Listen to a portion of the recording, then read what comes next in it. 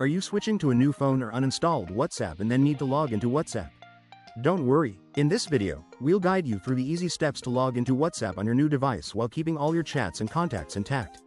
First of all, you open WhatsApp on your phone. Click on Agree and Continue button. Then provide your phone number that is used in WhatsApp. Click on Next button. Click on Yes if this is your phone number.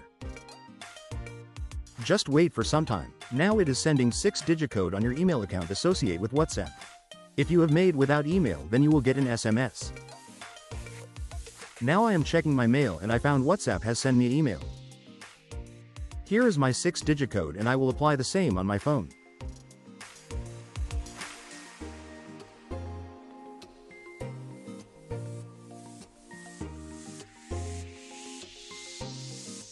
Then WhatsApp will automatically verify my account and display all the information you have saved earlier.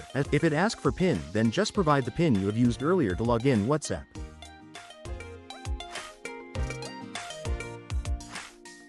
You can provide your details and click on Save button.